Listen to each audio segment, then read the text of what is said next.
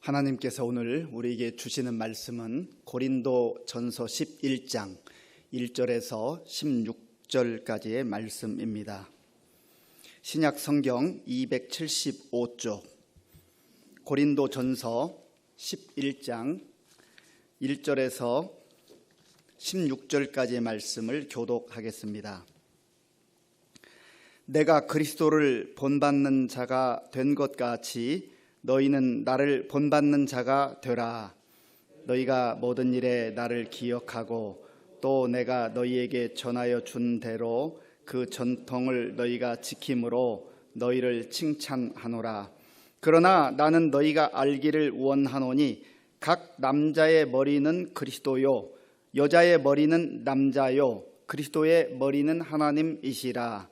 무릇 남자로서 머리에 무엇을 쓰고 기도나 예언을 하는 자는 그 머리를 욕되게 하는 것이요 무릇 여자로서 머리에 쓴 것을 벗고 기도나 예언을 하는 자는 그 머리를 욕되게 하는 것이니 이는 머리를 민 것과 다름이 없음이라. 만일 여자가 머리를 가리지 않거든 깎을 것이요 만일 깎거나 미는 것이 여자에게 부끄러움이 되거든 가릴지니라. 남자는 하나님의 형상과 영광이니 그 머리를 마땅히 가리지 않거니와 여자는 남자의 영광이니라. 남자가 여자에게서 난 것이 아니요 여자가 남자에게서 났으며 또 남자가 여자를 위하여 지음을 받지 아니하고 여자가 남자를 위하여 지음을 받은 것이니 그러므로 여자는 천사들로 말미암아 권세 아래에 있는 표를 그 머리 위에 둘지니라. 그러나 주 안에는 남자 없이 여자만 있지 않고 여자 없이 남자만 있지 아니하니라. 이는 여자가 남자에게서 난 것 같이 남자도 여자로 말미암아 났음이라. 그리고 모든 것은 하나님에게서 났느니라. 너희는 스스로 판단하라. 여자가 머리를 가리지 않고 하나님께 기도하는 것이 마땅하냐? 만일 남자에게 긴 머리가 있으면 자기에게 부끄러움이 되는 것을 본성이 너희에게 가르치지 아니하느냐? 만일 여자가 긴 머리가 있으면 자기에게 영광이 되나니 긴 머리는 가리는 것을 대신하여 주셨기 때문이니라. 논쟁하려는 생각을 가진 자가 있을지라도 우리에게나 하나님의 모든 교회에는 이런 관례가 없느니라. 아멘. 인사하겠습니다. 반갑습니다. 하나님을 사랑하고 이웃을 사랑합시다. 고린도 서신은 사도 바울이 고린도 교회 성도들에게 쓴 편지입니다. 바울은 고린도 교회를 개척했고 그곳에서 1년 6개월 복음을 전했습니다. 그리고 지금 이 편지를 쓰는 그 당시는 고린도가 아닌 에베소 지역에서 고린도 교회를 그리워하며 그리고 성도들을 그리워하며 편지를 쓰고 있습니다. 바울이 교회를 개척했고 또 사랑했기 때문에 늘 고린도 교회에 관심을 가지고 있었습니다. 고린도 교회가 영적으로 든든히 세워져 가고 또 하나님의 풍성한 은혜가 나타난 교회였지만 사람들이 모이다 보니까 이 고린도 교회 내에도 많은 문제점들이 나타났습니다. 그래서 바울이 들은 소식으로는 교회 내에 분파가 생겼다. 그리고 우상 숭배하는 일들이 있었고 음란한 일들이 있었고 또 결혼의 문제에 대해서 언급을 했고 성도들 간에 소송하는 이런 문제들에 대해서 이제 우리가 말씀을 묵상해 왔습니다. 오늘 본문 11장부터 14장까지는 고린도 교회에 있었던 세 가지 문제점에 대해서 바울이 답변을 하기도 하고 또 주의 이름으로 권면을 하기도 합니다. 11장부터 14장까지 나타나 있는 세 가지 중요한 문제는 뭐냐면 첫 번째로는 공적 예배 가운데 복장을 어떻게 해야 될 것인가. 특별히 이때 여성들이 입던 복장이 있었는데 그 문제를 언급을 하고 있습니다. 그리고 이제 다음 주 수요일에 우리가 묵상하게 될 성만찬, 성찬식에 있어서 정말 너무나 거룩하고 영광스러운 성만찬임에도 불구하고 고린도 교회 내에 이 문제 때문에 어려움이 있었습니다.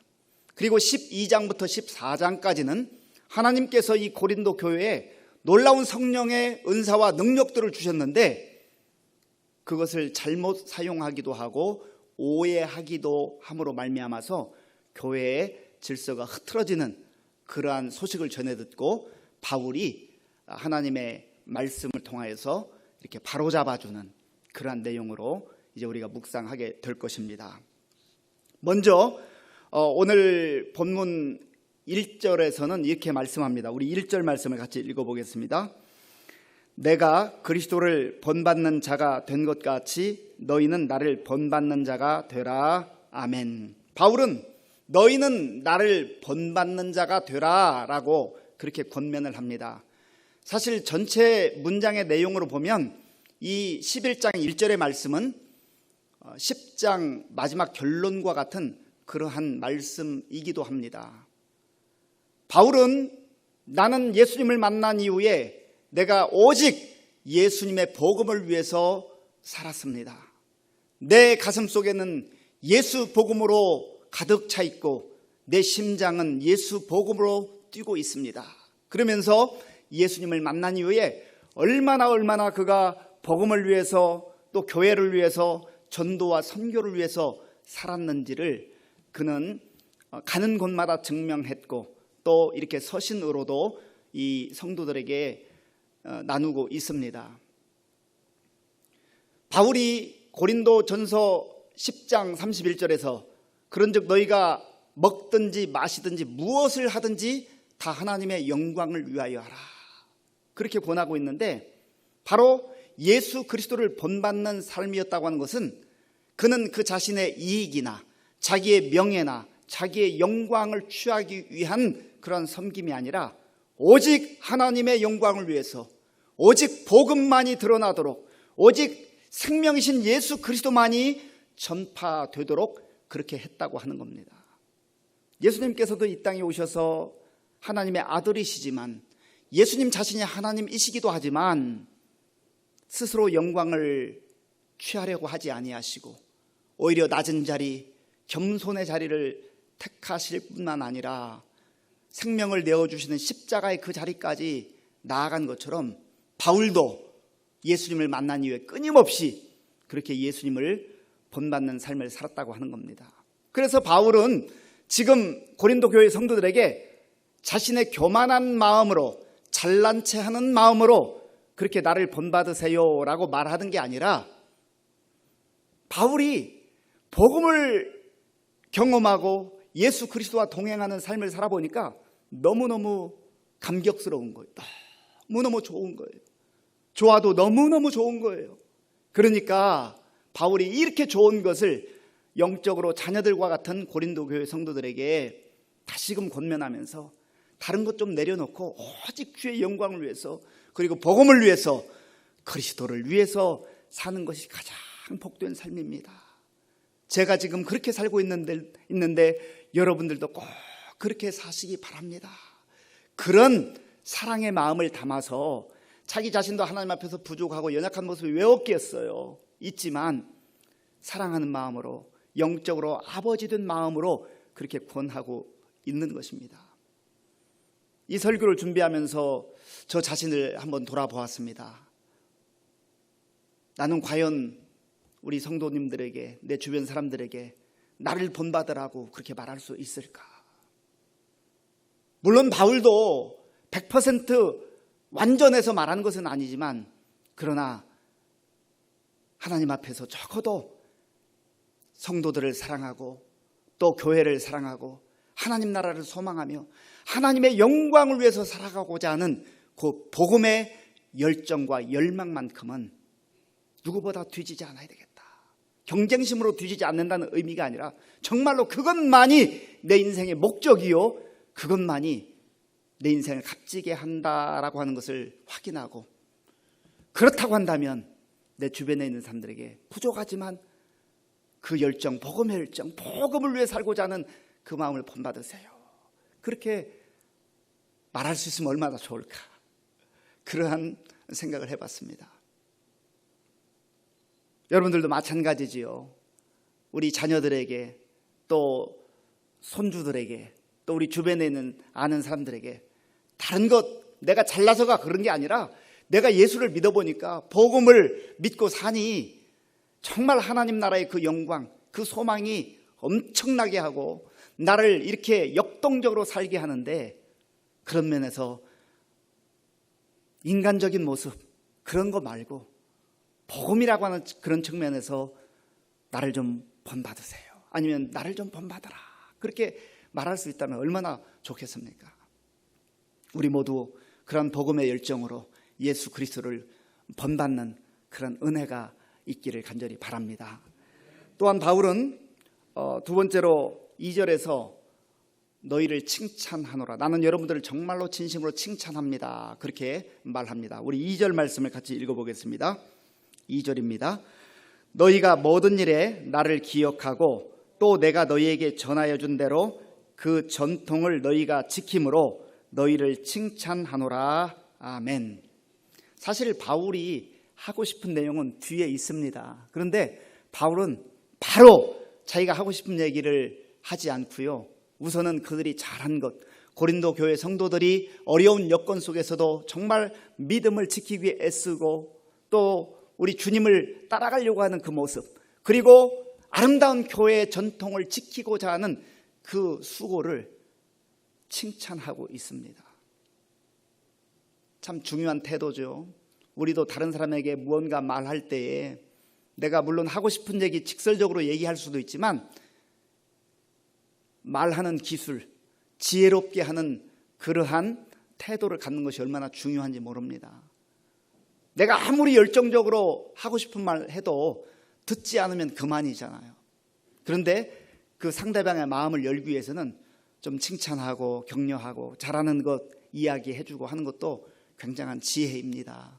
그런 면에서 우리가 특별히 가까이 사는 우리 가족들, 자녀들, 또 우리 형제들, 또 우리 성도들, 우리 친구들, 이웃에 있는 사람들에게 무언가 말할 때에 잘못하는 것, 지적하는 건 누구라도 다 잘할 수 있어요.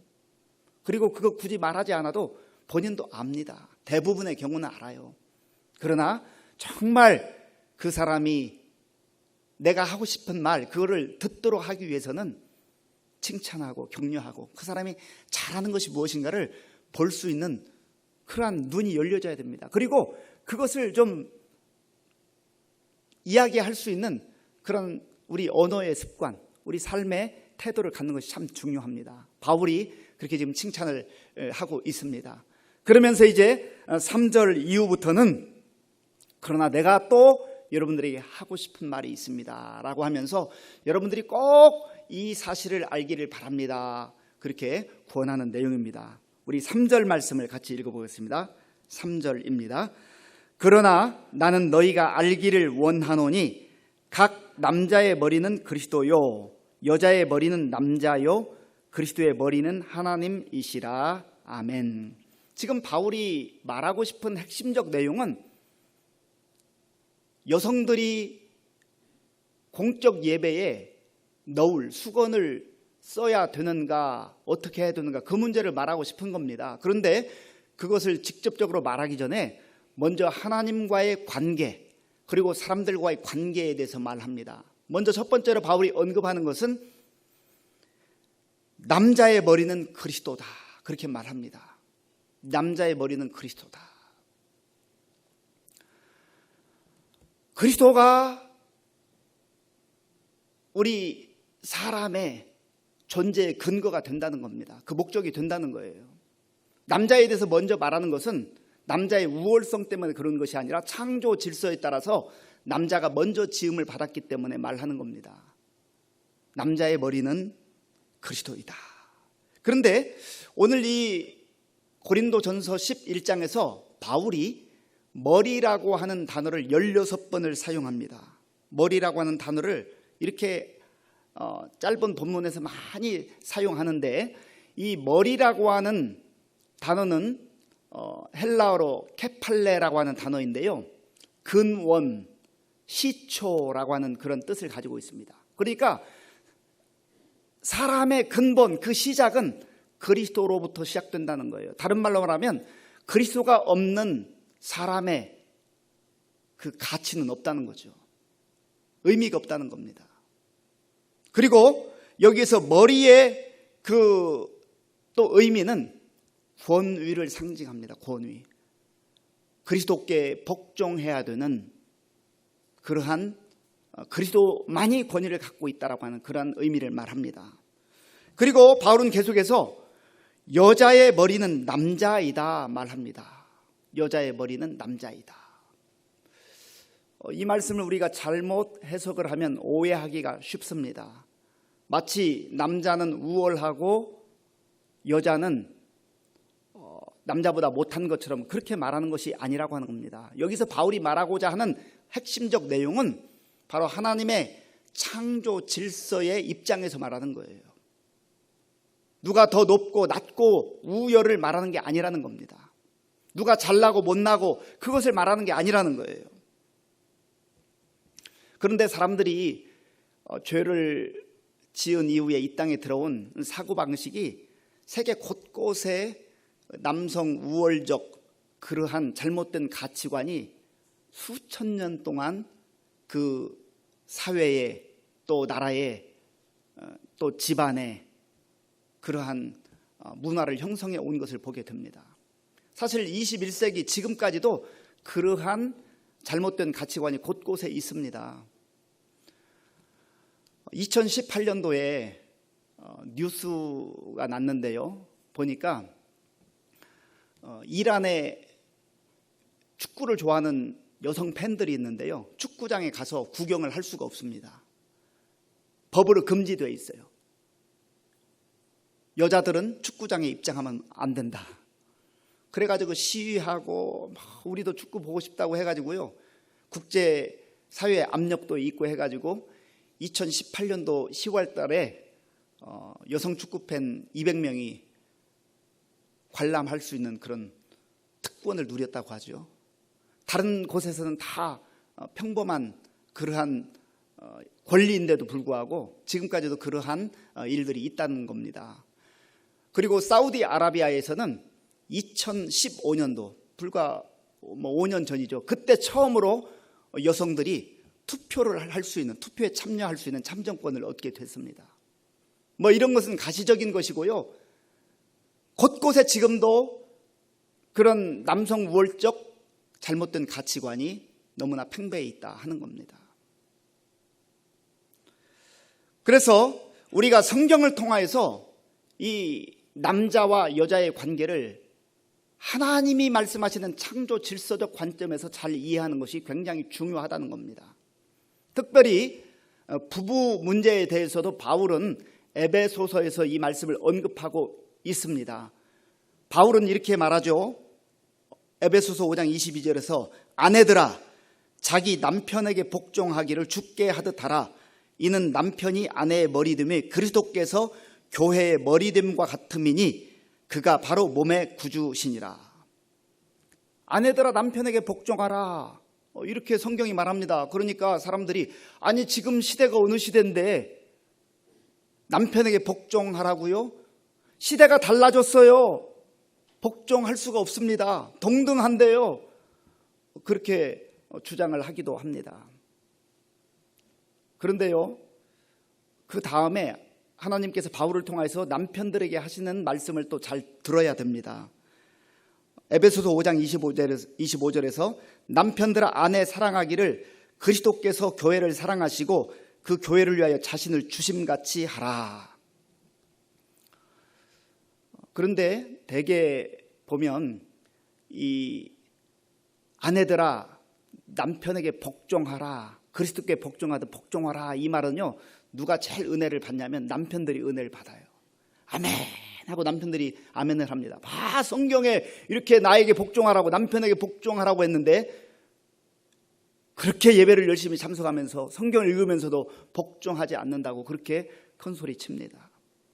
또 우리 여성들은 언제 가장 은혜를 받냐면 남편들아 아내 사랑하기를 그리스도께서 교회를 사랑하시고 그 교회를 위하여 자신을 주심과 차라. 그러면 또 아멘 그럽니다.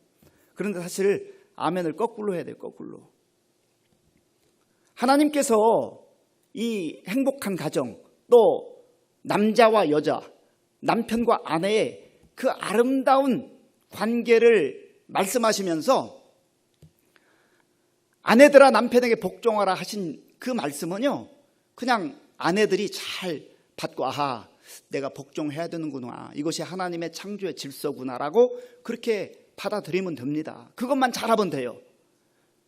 그래서 아내의 몫은 복종하는 겁니다. 그러면 남편의 몫은 무엇입니까? 생명을 걸고 아내를 사랑하는 겁니다. 희생하고 섬기는 것이 남편의 사명이에요. 그것이 하나님께서 주신 그러한 몫입니다. 그런데 내 생명을 줄 만큼 생명을 던지면서 사랑하지도 않으면서 복종하라고 하는 것은 그건 직무유기죠. 자기 일은 전혀 하지 않으면서 자기가 해야 될 그러한 몫은 감당하지 않으면서 상대방에게만 요구하는 겁니다. 말이 안 되는 거죠. 또 우리 아내들도, 여성들도요, 남편이 자기 생명을 내던지면서 죽기 살기로 사랑해주고 나를 섬기고 나를 보호해주면 하지 말라고 해도 복종하지 않겠습니까? 그러니까 복종과 사랑, 희생, 이것은 하나님께서 남편과 아내에게 주신 각각의 몫이라는 거예요. 이것을 잘 감당하게 되면은 행복한 가정, 행복한 부부 관계를 그렇게 이루어 갈 수가 있다고 하는 겁니다. 이것이 바로 남자와 여자에게 주신 창조 질서의 원리예요. 그런데 우리는 내가 감당해야 될 몫을 감당하지 않고 상대방에게 자꾸 상대방이 해야 될 그 의무를 요구하는 것이 문제가 되는 것이죠. 그래서 바울이 먼저 이 내용에 대해서 언급을 한 다음에, 그리고 나서 이제 왜 여성들이 공적 예배에서 너울, 수건을 써야 되는가, 그 문제를 다루고 있는 겁니다. 자, 우리 5절 말씀을 같이 읽어보겠습니다. 5절입니다. 무릇 여자로서 머리에 쓴 것을 벗고 기도나 예언을 하는 자는 그 머리를 욕되게 하는 것이니 이는 머리를 민 것과 다름이 없음이라. 아멘. 사실 이것은 엄밀하게 말하면 조금 전에 앞에서 말했던 남자와 그리스도의 관계, 그리고 여자와 남자의 관계, 그리고 그리스도와 하나님과의 관계, 이 관계 속에서 오는 창조 질서를 말하는 것은 진리인데, 오늘 이 본문에서 다루고 있는 이 너울을 쓰는 문제, 수건을 쓰는 문제는 엄밀하게 말하면 진리라고 말할 수는 없습니다. 이것은 고대 근동에 있었던 관습이기도 하고, 또 복음 안에서 그리스도인들이 사회의 질서를 무시하지 아니하고 그 사회 속에서 어떻게 잘 적응하고 그곳에서 다른 사람들과 관계를 아름답게 이루어 가야 되는가를 말씀하고 있는 내용이기도 합니다. 이 수건의 문제는요, 사실은 창세기 24장을 읽어보면 리브가가 자기 남편이 저기 멀리서 오는 것을 보고 그 종에게 묻죠. 저기 오는 사람이 누구냐? 그러니까 당신의 남편입니다, 이삭입니다. 그렇게 할 때요, 창세기 24장 65절에 보면 이 리브가가 이 너울을 이렇게 내려서 얼굴을 가렸더라, 그런 기록이 있습니다.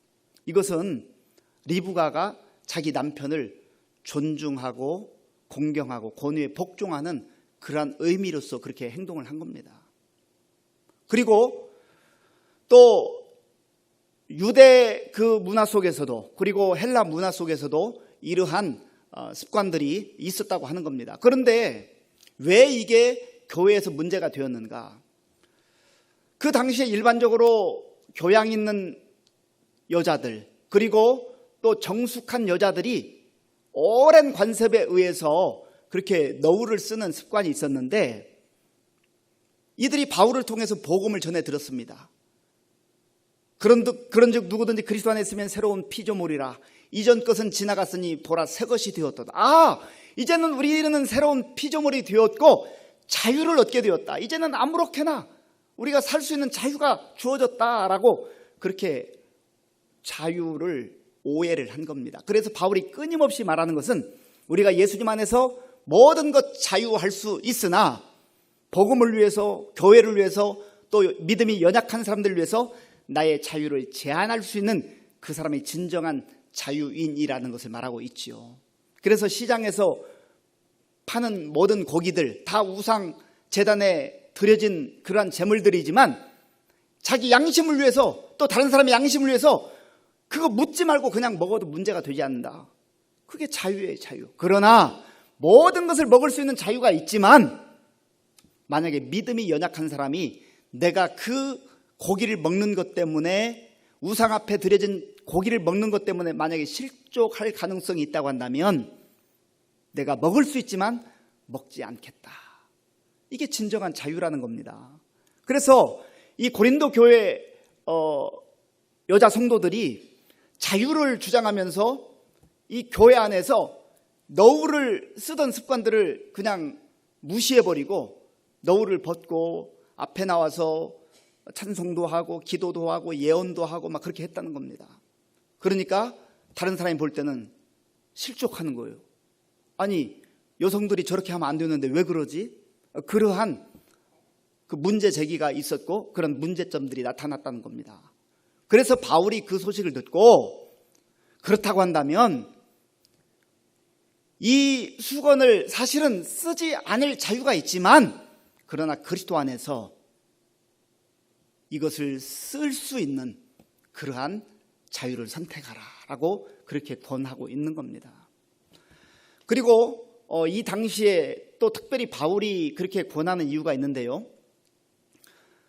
이 수건 너울을 쓴 여인들은 정숙한 여인, 교양이 있는 여인, 그리고 진정한 자유를 가지고 있는 여인들로 그렇게 통용되던 시대였는데 아프로디테 신전에서 여사제로 일했던 이 여자 사제들은 이 수건 너울을 쓰지 않았다고 합니다. 그리고 일반적으로는 도덕적으로 부도덕한 사람들, 또 길거리에 창기처럼 그렇게 취급받는 여인들은 너울을 쓰지 않았다고 하는 겁니다. 그러니까 그리스도인들이 교회 안에 들어와서 예수님 안에서 자유함을 얻었다고 하는데 그를 던져버리니까 덕이 되지 않는다는 거죠.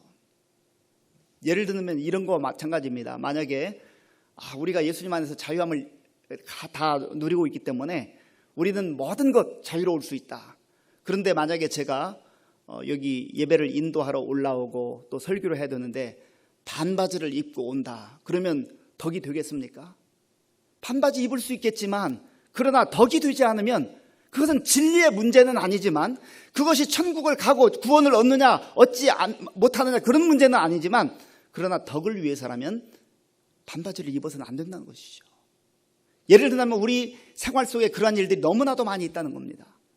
내가 자유로울 수 있으나 그런 부분에서 정말 하나님의 사람으로 그리스도인으로서 어떻게 덕을 세우는 그러한 행동을 할 것인가라고 하는 것이죠. 그런 의미에서 오늘날 우리가 예배당에 예배를 드리러 나올 때 우리의 복장을 자유롭게 하는 거 필요하나 그러나 눈살을 찌푸릴 정도의 복장을 하고 오는 것은 자제하고 절제하는 것이 지혜로운 것이요 하나님께 영광이 돌려지는 것이다 하는 겁니다. 내가 편해서 입었는데요, 내가 더우니까 이거 짧은 거 입었는데요, 그렇게 항변할 수 있지만 그러나 덕이 되지 않는다면 하나님께 영광을 가리우고 또 다른 사람이 실족을 할 가능성이 있다고 한다면 그러한 것들을 내가 조금 불편할 수도 있지만 자제하는 것, 그것이 그리스도인들이 가져야 될 진정한 자유의 태도라고 하는 것입니다. 그래서 오늘 바울은 바로 이 문제를 이야기하면서 이제 정말 우리가 교회 안에서 또 사람들과의 관계 속에서 어떻게 아름다운 사랑의 덕을 세우고 또 자유를 마음껏 누리는 것 필요하나 그러나 예수 그리스도 안에서 복음의 거침돌이 된다고 한다면 하나님의 영광을 가리우게 된다고 한다면 내가 그것을 절제하고 제한하겠다라고 하는 것을 권면하고 있는 것입니다. 이제 우리가 지금은 수건을 쓰고 예배를 드리지는 않습니다만은 이러한 부분들을 우리의 삶 속에서 구체적으로 적용할 부분들이 많이 있다고 생각이 듭니다. 우리 복음의 본질은 바뀌지 않지만 그러나 문화라고 하는 것은 이제 시대를 흘러가면서 조금씩 바뀌기도 하는데, 우리가 다른 사람과 충돌하거나 그러나 그것이 복음의 거침돌이 된다고 한다면 우리가 자유할 수 있으나 그 자유를 스스로 제한하고 불편을 감수하는 것, 그것이 참 그리스도인으로 살아가는 그러한 지혜다라고 하는 것을 오늘 말씀을 통해서 배우게 됩니다. 이 말씀 마음에 간직하시고 내가 내 마음대로 한다라고 하는 그러한 자유를 방종으로 이해하는 태도보다는 오히려 복음을 위해서, 또 다른 사람을 살리고 세우기 위해서, 또 덕을 세우기 위해서 우리의 자유를 절제하는 그러한 모습까지 가질 수 있는 우리 그리스도인들, 참 아름다운 삶을 살 수 있기를 간절히 바랍니다. 이 시간에 우리 말씀을 생각하면서 같이 기도하기를 원합니다. 하나님, 바울은 내가 그리스도를 본받는 자 된 것처럼 너희는 나를 본받아라 그렇게 말했는데, 교만해서도 아니고 또 잘난 체를 하기 위해서도 아니고 정말 그들을 진정으로 사랑하는 마음으로 복음의 그 감격 속에 그렇게 권했습니다. 하나님, 우리도 그렇게 살게 하여 주옵소서 기도하시고요. 또 우리가 세월이 흘러서 정말 많은 기술, 과학기술 발달한 시대지만 하나님의 창조 질서를 거스르지 아니하고 하나님께서 성경을 통해서 우리에게 주시는 그 말씀을 붙들고 참 그리스도인들로 살아갈 수 있도록 위해서 기도하시고, 내가 자유함을 누리고 있으나 그런 복음을 위해서 또 하나님 나라를 위해서 그 자유도 절제할 수 있는 그러한 능력을 주옵소서. 우리 말씀을 가지고 기도하겠습니다. 하나님 아버지, 감사합니다. 하나님께서 은혜를 베풀어 주셔서 오늘 이 밤에 하나님 앞에 나올 수 있도록 은혜를 주시니 감사합니다. 아버지 하나님, 바울은 고린도 교회 성도들을 향하여서 내가 그리스도를 본받는 자 된 것처럼 너희는 나를 본받아라 권했습니다. 아버지 하나님, 우리에게도 정말 그런 복음의 열정, 복음의 감격, 아버지 하나님, 우리의 가슴 속에 담고 살아갈 수 있도록 은혜를 베풀어 주시옵소서. 그래서 우리가 누구를 만난다 할지라도 정말 복음을 위해서 살아가는 우리의 그 삶이 너무나 값지고 아름다운 것임을 알게 하시고, 우리 주변에 있는 모든 사람들에게 복음을 위해서 살아가는 삶, 그리스도를 위해서 살아가는 삶이 가장 영광스럽고 아름다운 삶이라고 하는 것을 나누며 증거하며 살아갈 수 있도록 인도하여 주시옵소서. 또한 우리가 더욱더 정말 바울과 같이 그리스도를 본받고 닮아감으로 말미암아서 성숙한 그리스도인들이 되게 하시고, 우리 주변의 사람들에게 아름다운 복음의 영향력을 끼칠 수 있는 우리 모두가 될 수 있도록 주님 도와 주시옵소서.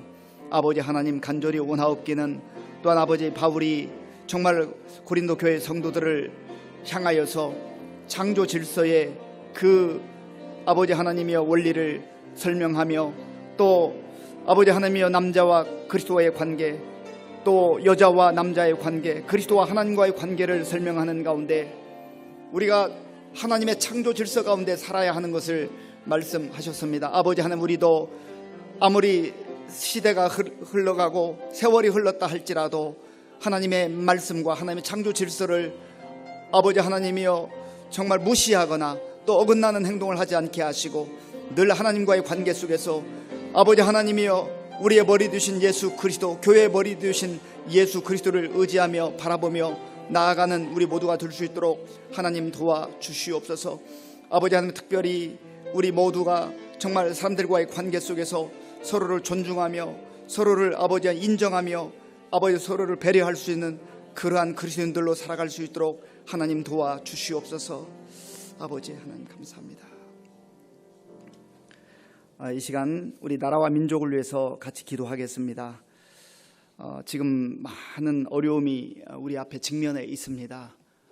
정치적으로도 경제적으로도 또 이 질병으로 인하여서, 전염병으로 인해서 많은 어려움이 있고, 또 우리 국무총리가 담화한 내용을 보면은 우리가 예배 드리는 것, 신앙생활하는 게 앞으로 점점점 제약을 받고 많은 어려움이 있다고 하는 것을 알게 됩니다. 물론 우리가 조심하고 또 그 방역 원칙을 잘 지키는 것은 맞는 일이지만, 그러나 우리의 신앙에 정말 제한을 받을까봐 많은 우려가 되기도 합니다. 하나님, 이 어려울 때에 우리가 깨어서 나라와 민족을 위해서 기도하게 하시고 특별히 하나님의 풍성한 은혜가 다시금 임하여서 마음껏 예배드리고 하나님께 영광 돌리는 우리 성도들 되게 하시고 교회가 될 수 있도록, 이러한 때 우리 믿음이 연약해지지 않고 정말 더욱더 하나님 앞에 마음을 다하여 무릎 꿇고 기도하는 우리 성도들 될 수 있도록 위해서 같이 기도하겠습니다. 하나님 아버지 감사합니다. 이 시간 우리가 이 나라와 민족을 위해서 기도합니다. 하나님, 너무나 힘들고 어려운 시기를 우리가 보내고 있습니다. 한 번도 경험해보지 못한 이 코로나19 바이러스로 인하여서 아버지, 전 세계가 어려움 가운데 처해 있고 우리나라와 민족도 어려움 가운데 있습니다.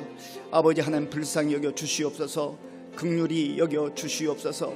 하나님 아버지여, 우리가 지금까지도 하나님의 은혜로 살아왔고 앞으로도 하나님의 은혜로만 살아가야 되는데, 하나님 아버지여, 참으로 우리의 믿음이 연약해질까, 우리의 믿음이 식어질까 하나님이여 염려가 됩니다. 하나님 아버지가 우리가 영적으로 나태해지지 않을까 하나님 아버지 염려가 됩니다. 아버지 하나님, 우리 모든 성도들 이 힘들고 어려울 때에 깨어 기도하게 하시고 더욱더 무릎으로 주님 앞에 나아가게 하시고, 우리 성도들 아버지 함께 모여서 기도하기는 어려운 시대라 할지라도 있는 삶의 자리에서 정말 무릎 꿇고 주님 앞에 간절한 마음으로 우리의 마음을 토하게 하시고 주님께 부르짖는 성도들 될 수 있도록 하나님 도와주시옵소서. 하나님 아버지여, 우리 모든 지도자들에게 하나님께서 지혜를 주시고 또 저들에게 백성들을 사랑하는 마음을 주시고 이 모든 어려운 아버지와 난관을 잘 극복해 나갈 수 있는 지혜를 허락해 주시되, 무엇보다도 저들이 아버지 힘들고 어려울 때 아버지 인간의 지혜와 세상의 지혜로 아버지 하나님 해결하려고 하지 말게 하시고 하나님 앞에 무릎 꿇고 기도하는 지도자들 다 될 수 있도록 도와주시옵소서. 하나님 아버지, 또한 한국 교회와 우리 모든 성도님들 이 힘들고 어려울 때 좌절하거나 낙심하지 말게 도와주시고 아버지 하나님 깨어 기도하게 하시며 정말 이 시대에 아버지 하나님 이 시대를 밝히는 귀한 살아있는 성도들 아버지 될 수 있도록 주님 도와주시옵소서. 우리의 마음을 새롭게 해주시고 우리의 믿음을 새롭게 해주시고 우리가 아버지 기도에 게을리하지 않도록 주님 도와주시고 인도하여 주시옵소서. 예수님께서 말씀하시기를 너희가 깨어 기도하지 않으면 시험에 든다고 말씀하셨사온데, 하나님 아버지, 우리가 시험에 들지 않기 위해 깨어 기도하게 하시고 친히 기도의 본을 보여주신 우리 예수님의 그 아버지 아름다운 모습, 기도의 모습을 우리가 본받게 도와주시옵소서. 하나님 도와주옵소서. 하나님 도와주옵소서. 이 시간 계속해서 기도할 때 우리 교회를 위해서 또 우리 성도님들을 위해서 기도하겠습니다. 우리 교회가 정말 영적으로 더욱더 든든히 세워져 가게 하시고, 이제 금년 58주년이고 이제 2년 후에 60주년이 되는데, 하나님 우리가 더욱더 성숙한 교회가 되게 하시고 사랑이 넘치는 교회, 성령이 충만한 교회가 되게 하여 주옵소서. 그렇게 기도하시고요. 우리 성도님들 가운데 영적으로 침체되어 있는 분들, 정말 그들이 다시금 말씀을 듣고 살아나는 역사가 있게 하시고, 또 육신적으로 질병에 시달리고 눈물로 치유를 위해서 간구한 우리 성도님들 하나님 긍휼히 여겨주셔서 치유의 은혜를 베풀어 주시도록, 또 여러 가지 우리 주변에 있는 성도님들 아는 대로 우리가 함께 기도하겠습니다. 하나님 아버지여, 이 시간에 우리 교회와 또 우리 성도님들을 위해서 기도합니다.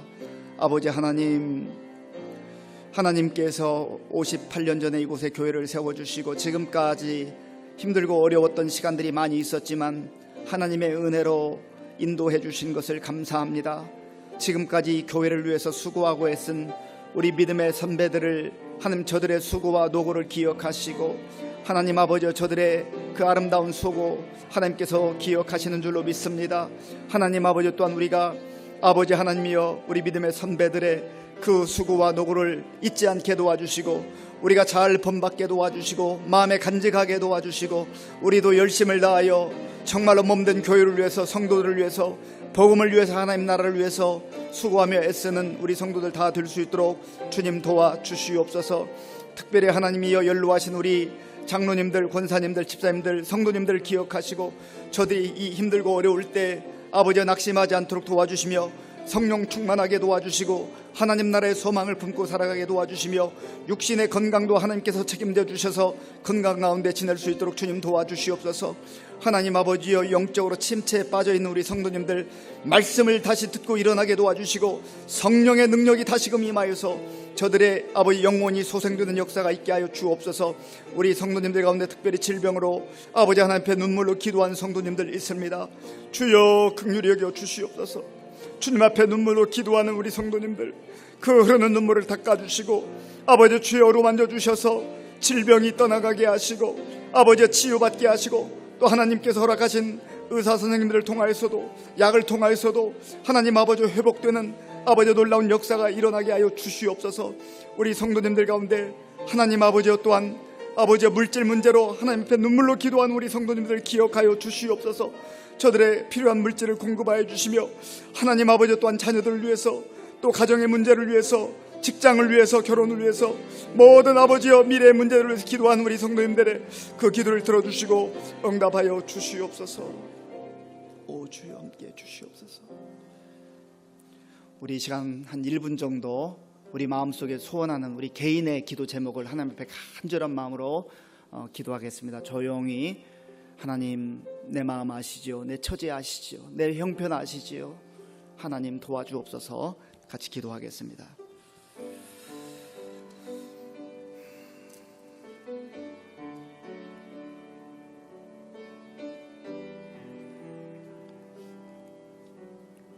주님,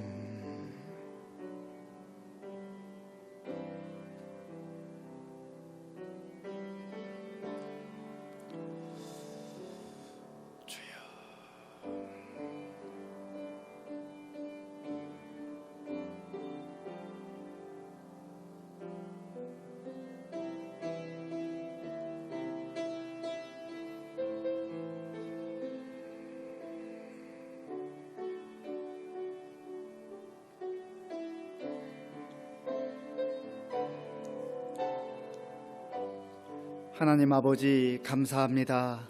오늘 이 밤에 답답한 심정으로, 절박한 심정으로 하나님 앞에 왔습니다. 하나님, 우리의 마음을 다하여 나라와 민족을 위해서, 교회를 위해서, 성도님들을 위해서, 가정과 자녀들을 위해서 기도했습니다. 우리의 모든 처지와 형편을 아신 하나님께서 가장 좋은 것으로 응답하여 주시옵소서. 그리하여서 하나님의 은혜 가운데 다시금 일어나 새 힘을 얻고 담대하게 나아가는 우리 모든 성도님들 다 되게 하여 주시옵소서. 예수님의 이름으로 기도하옵나이다. 아멘.